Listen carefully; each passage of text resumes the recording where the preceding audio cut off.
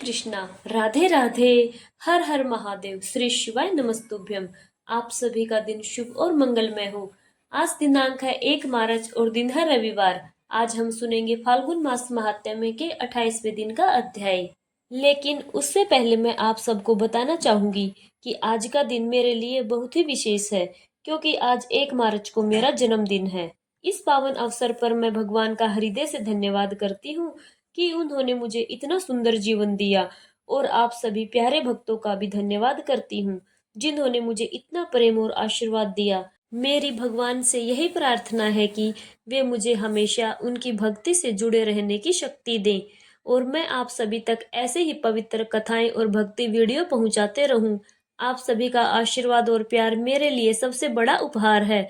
अब आइए भगवान की इस पवित्र कथा की शुरुआत करते हैं श्री विष्णु हरि के नाम के साथ। अच्युतम केशवम कृष्ण दामोदरम राम नारायणम जानकी वल्लभम। हरे कृष्णा।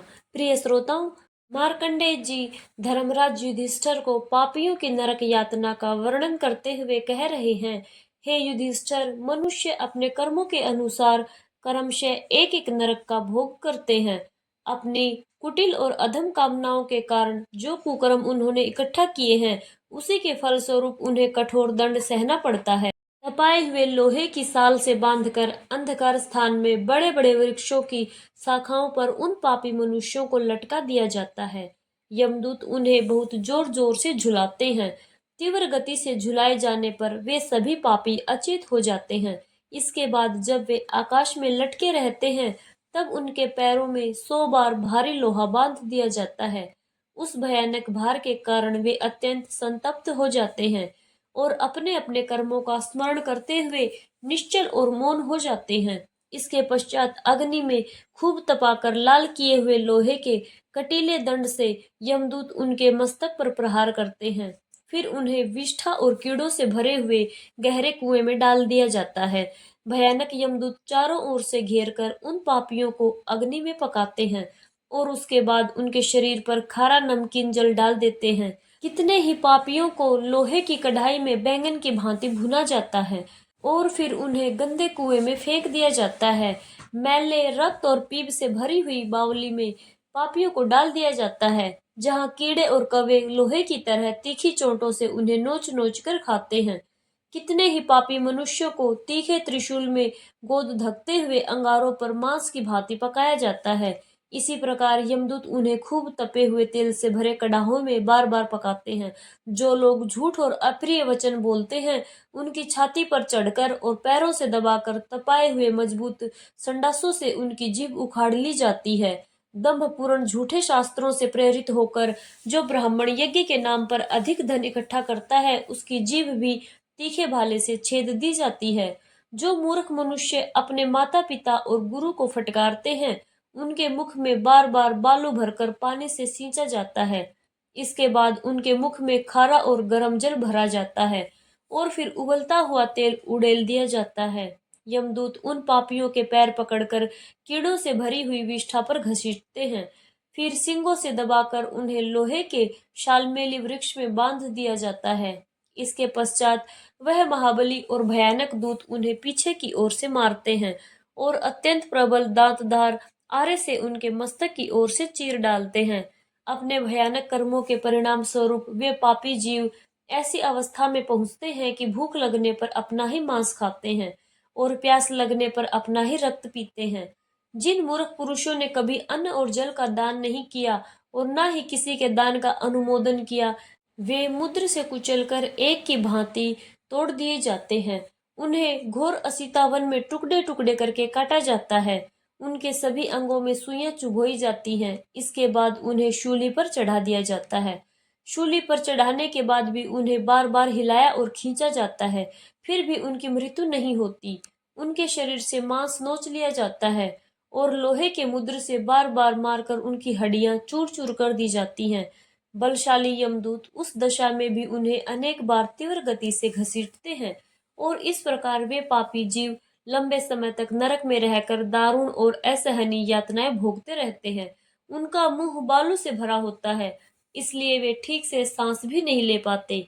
इन सब भयंकर यातनाओं के बाद भी अनेक प्रकार की यमदूत रोरो आदि नरकों में उन्हें और भी घोर पीड़ाएं देते हैं। महारोरों की पीड़ाओं से तो महान धीर मनुष्य भी रो पड़ता है। मुख, लीशों, पैर, छाती और मस्तक पे तपाए हुए लोहे से मुद्रों से यमदूत प्रहार करते हैं। जो स्त्रियां पराये पतियों का आलिंगन करती हैं और अपने पति की सेवा में नहीं रहती, उनसे यमदूत कहते हैं, अरे अब तू इतनी जल्दी क्यों भाग रही है? क्या तुझे कुछ याद है या नहीं? तूने अपने पति को धोखा दिया था और पर पुरुष को बड़े सुख से गले लगाया था।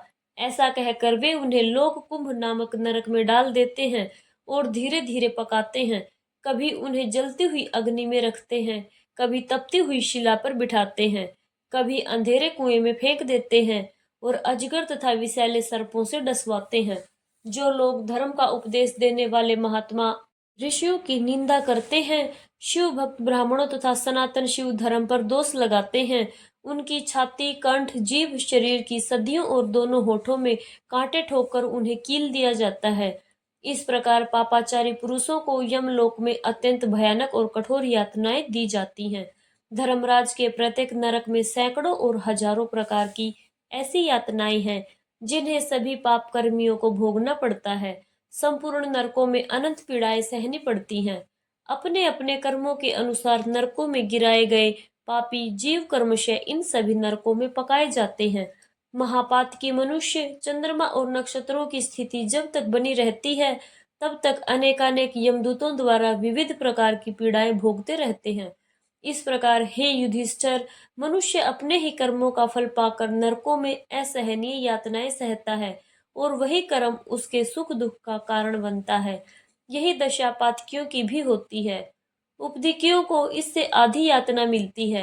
हे तात युधिष्ठिर, कब किसकी मृत्यु हो जाएगी यह किसी को भी नहीं पता होता, और यदि अचानक मृत्यु आ जाए तो कौन मनुष्य यहाँ 1 वर्ष या 1 दिन भी ठहर सकता है? फिर तो सब कुछ यही छोड़कर अकेले ही परलोक की यात्रा करनी पड़ती है। इसलिए पूरा प्रयास करके सत्य धर्म परायण हो जाओ। यह सब नरकों के लक्षण मैंने तुमसे कहे हैं। मार्कंडेय जी के वचनों को सुनकर धर्मराज युधिष्ठिर विनम्रता से पूछने लगे, हे मुनिवर, किस धर्म के द्वारा इस परम दुस्तर संसार सागर को पार किया जा सकता है? कृपया करके यह भी बताइए। तब मार्कंडेय जी बोले, हे युधिष्ठिर, मनुष्य अनेक प्रकार के राग और लोभ के वश होकर इस संसार में तरह तरह के दुख उठाता है। गर्भ में पड़ जाने से मनुष्य कहे हुए शास्त्र को नहीं समझता और स्वर्ग तथा मोक्ष साधक कर्मों की चर्चा भी नहीं सुनता। संपूर्ण कामनाओं और प्रयोजनों को सिद्ध करने वाले भगवान शंकर के ध्यान में भी वह अज्ञानवश कष्ट मानने लगता है। वास्तव में भगवान शिव का चिंतन ही नरक से छुड़ाकर अपना परम अद्भुत कल्याण करने वाला है। जो जम्बूद्वीप में आकर मनुष्य योनि में जन्म लेता है, फिर भी नर्मदा देवी की शरण में नहीं जाता, वह वास्तव में भाग्यहीन ही है। इस संसार में पाप से दूषित मन वाले मनुष्यों को उत्तम गति देने वाली नर्मदा से बढ़कर दूसरी कौन सी नदी है? जो पाप हरिणी महादेवी नर्मदा का ध्यान करते हैं, उनकी पाप राशि नष्ट हो जाती है। जो नर्मदा का मन से स्मरण और वाणी द्वारा कीर्तन करता है, वह परलोक में जाने पर यमदूतों द्वारा पीड़ित नहीं होता। नरक में स्थित होने पर भी जो नर्मदा नदी और भगवान शिव तथा विष्णु जी का स्मरण करता है, उसे यमराज के दूत तुरंत त्याग देते हैं। अगर वैदुर्य पर्वत और अमरकंटक पर भोग और मोक्ष फल देने वाले परमेश्वर ओमकार जी विद्यमान हैं, तो पापी मनुष्य यहाँ शोक क्यों करते हैं? वही संपूर्ण लोकों पर अनुग्रह करने वाले सिंध, लिंग, सिद्धेश्वर, यज्ञेश और शशिभूषण भी विराजमान हैं। नर्मदा के दक्षिण भाग में महेश्वर और कपिलेश्वर लिंग हैं। उस स्थान को विद्वान पुरुष शिव क्षेत्र कहते हैं। जो मनुष्य सदा पुष्प, धूप, आरती और तर्पण आदि के द्वारा भक्ति पूर्वक इन लिंगों की पूजा अर्चना करते हैं, वह नरक से मुक्त होकर शिवलोक को जाते हैं। हे नज्ञ, तुमने जो कुछ पूछा था वह सब मैंने तुम्हें बता दिया। पापी पुरुषों को यमराज ने यह बताया है कि जो लोग गौदान, स्वर्ण दान, तिल दान, अन्न दान, जल दान, सभी प्रकार की सामग्रियों का दान तथा महल और बगीचे का दान करते हैं, वह घोर नरक स्वरूप यमलोक में नहीं जाते। भगवान शिव के वचनों के अनुसार वे सब पापों से मुक्त हो जाते हैं। सम्मान को अपमान ने, प्रियजनों के संयोग को वियोग ने और जवानी को बुढ़ापे ने ग्रस लिया है। वृद्ध मनुष्य धर्म, अर्थ, काम और मोक्ष किसी भी पुरुषार्थ का साधन करने में समर्थ नहीं होता। इसलिए बुढ़ापा आने से पहले ही साधन कर लेना चाहिए। हे युधिष्ठिर, शरीर में वात, पित्त और कफ आदि की विषमता बनी रहती है। वात, पित्त और कफ का समूह शरीर से ही उत्पन्न बताया गया है। इसलिए यह जान लेना चाहिए कि यह शरीर सदा रोगों का ही आश्रय है। जब वात का प्रकोप होता है और मनुष्य ज्वर से पीड़ित होता है, तब अनेक प्रकार के रोग उसे घेर लेते हैं और उसे बहुत सारे दुख सहने पड़ते हैं। इस शरीर में मृत्यु के साधन 100 से भी अधिक हैं। इनमें से एक मृत्यु का काल रूप है और बाकी मृत्यु आगंतुक मानी गई है, जो अचानक आ जाती है। जो आगंतुक मृत्यु होती है वह औषधि सेवन से तथा जप, होम और दान आदि से शांत हो जाती है, परंतु काल रूप मृत्यु किसी भी उपाय से शांत नहीं होती। विष और मद आदि से मनुष्य की अल्प मृत्यु होती है, इसलिए इन वस्तुओं का सेवन कभी नहीं करना चाहिए। अनेक प्रकार के रोग, कष्ट, सर्प आदि जीव, विष और मारण आदि के प्रयोग, यह सब देहधारियों के लिए मृत्यु के द्वार हैं। यदि मनुष्य का मृत्यु काल आ पहुंचा हो और उस समय वह रोग या सर्प आदि से पीड़ित हो, तो साक्षात धन्वंतरी भी उसे नहीं बचा सकते। काल से पीड़ित मनुष्य की रक्षा करने में औषधि, तप, दान, मित्र और बांधव कोई भी समर्थ नहीं होता। हे युधिष्ठिर, श्रेष्ठ और सुंदर स्त्री, पुत्र, मित्र, राज्य तथा ऐश्वर्य आदि तरह तरह के संपूर्ण सुखों को मृत्यु अचानक ही छीन लिया करती है।